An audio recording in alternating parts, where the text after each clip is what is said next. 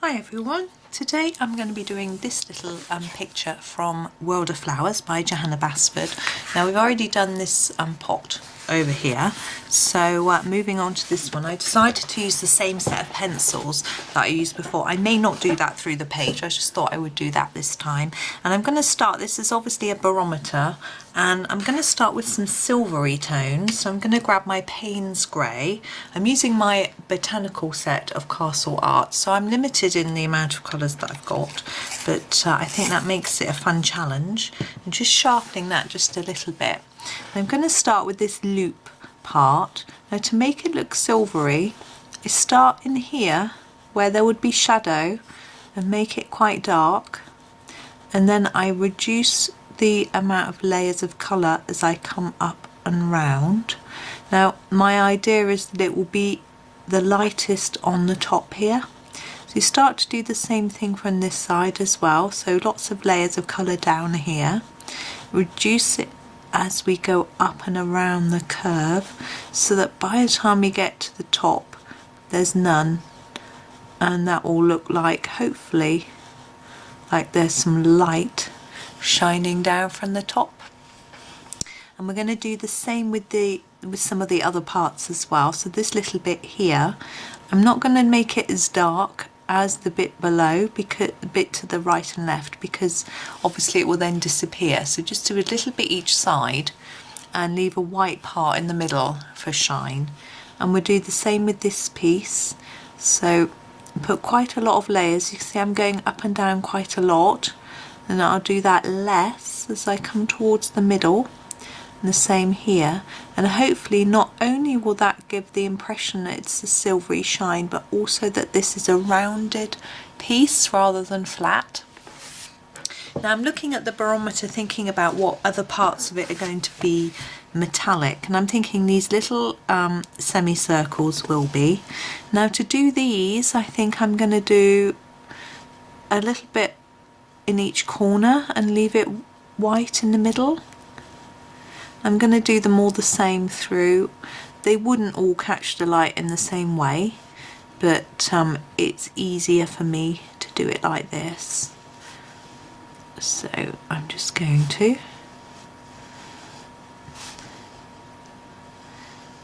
Now I'm thinking about the background a little bit on this page, because I know that I did the other one golden yellow, and I'd wondered about maybe doing all the backgrounds the same colour. I'm still undecided on whether to do that or not. It may or may not work. It restricts you in a way, because it means that you have to think about your use of yellow through the pages, and that you can't use it too much, can't use the same colour for anything else. Also, I find yellow quite difficult for backgrounds because it glares a bit, and I can't always tell when I've covered all the paper, or whether they're little white gaps in the yellow, and perhaps that doesn't matter, but when I zoom in with my camera I can then see them, and it sort of bothers me, I guess. Okay, so we've done all the way around there. Now in the centre here I'm thinking this little circular piece, that could be metallic, so I'm going to make it darker here and lighter top and bottom, so it just looks like it's catching a lighter tad. And then maybe with this these pointy bits, well, I don't know what, the arrow, the pointer, I'm not sure, to make that look slightly metallic as well.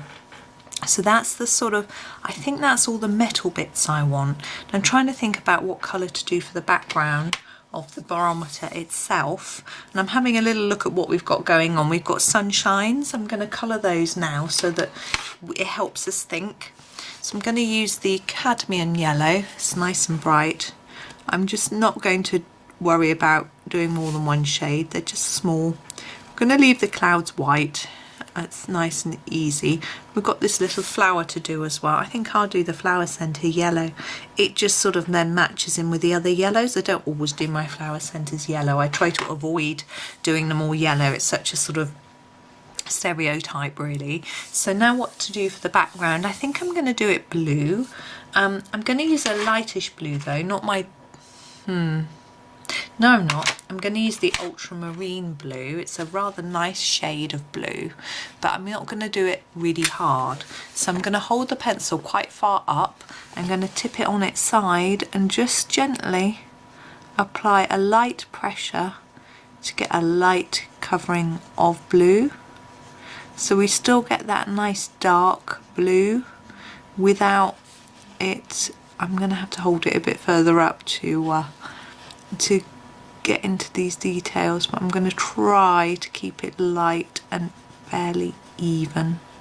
So I think we still get the impression that it's quite a dark blue without it being piled on hard, because I don't want it to look too dark and menacing, I suppose. So I think it's a good idea when you're doing a picture like this to decide on the largest area of colours quite early on, because then it helps you with the smaller areas. If I did all those papers and flowers and things first, I might have left myself no colours left for this big area, and that could make it tricky for me to sort of know quite what to do with it. So, and the same with the background really.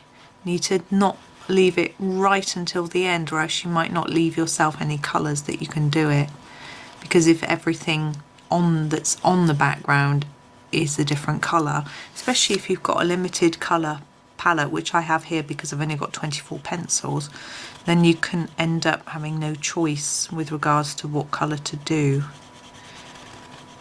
So at the moment I'm thinking that I may do that golden yellow, and therefore the problem is if I do golden yellow on this one, that is it, then every one is that colour.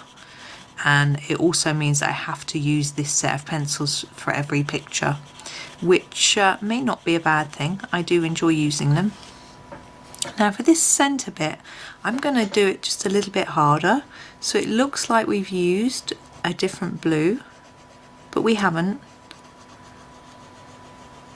And it just, I don't know why this bit's a different colour, but trying to get quite a deep bit inside there. There we go.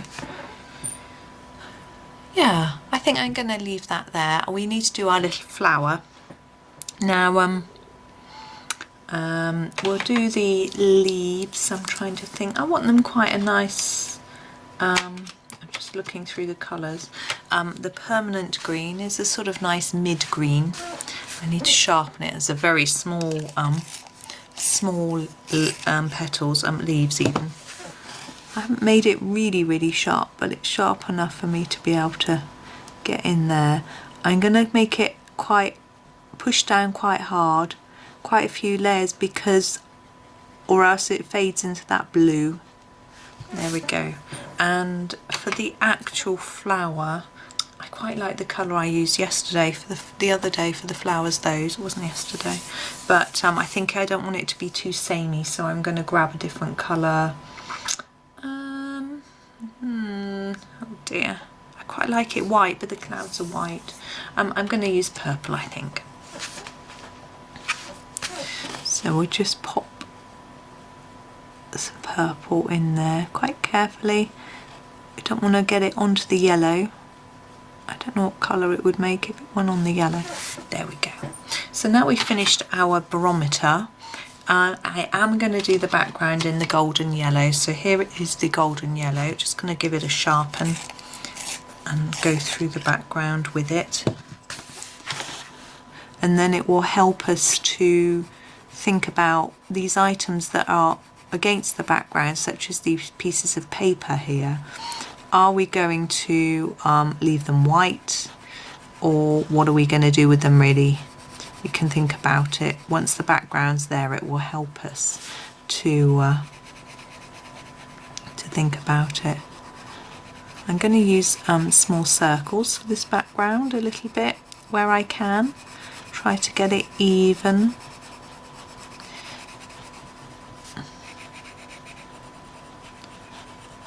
Now the barometer is hanging up, so we need to do that little pin or nail, whatever it is, as well. Mustn't forget that. We've also got little tiny drawing pins on each of the pictures. Now, if I had my polychromos out, I would just use green gold to give a sort of goldy type appearance, but obviously that's not what I'm using today. This looks significantly lighter than the colour from yesterday. I don't know whether I applied more layers or whether I am mistaken in that I didn't use this colour after all. I'm tempted to look back in my notes and see what I actually did. Oh, I'm going to do that now while I colour. Sorry, let's carry on. Very distracted. Flower bowl, Castle Arts, yes. Yep, I did use these. Obviously, I pressed a little bit harder. Okay. But this yellow will not only help us to determine what colours to do for the paperwork, also the vases and pots, and the green, shade of greens that all works together. Okay, so that's that done. I am now going to do the greens. I think I'm going to keep all the greens the same. We did the permanent green on the on these.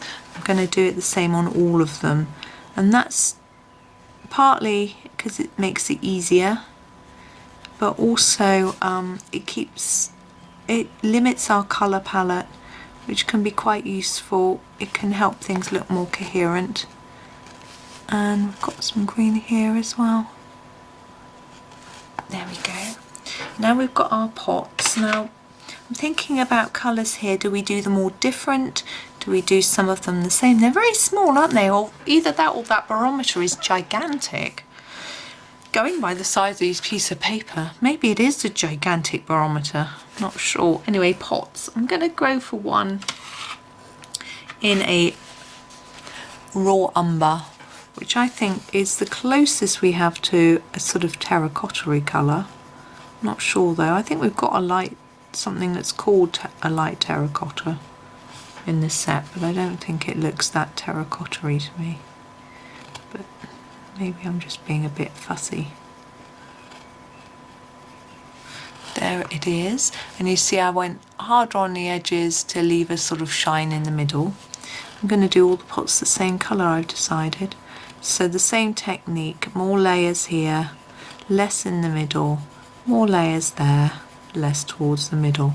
And what that does is gives the pot a appearance of roundedness as well as shine. There we go. Now this one's got a stripe on. I want to do that stripe, so I'm going to grab the darker brown. Oops, sorry, the burnt umber. I need to continue with that pattern, so a bit darker here and lighter there.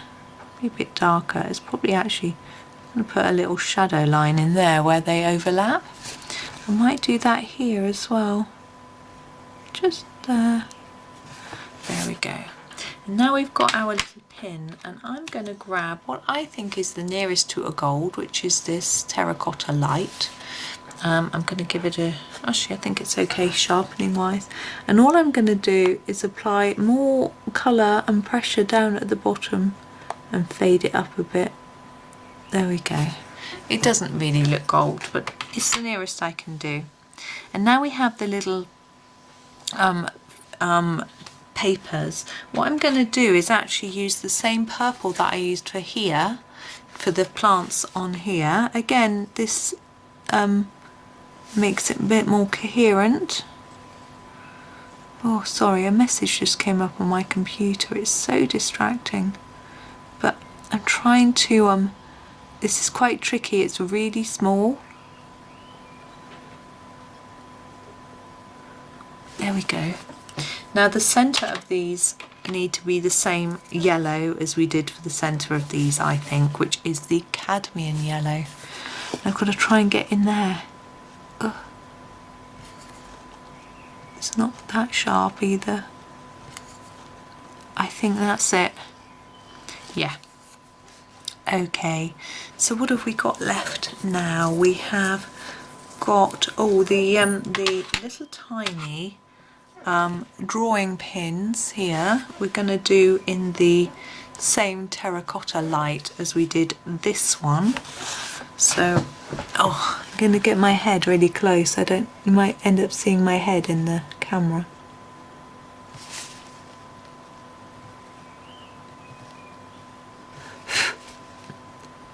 There we go. And the only other thing we've got is on this piece of paper we've got a little border.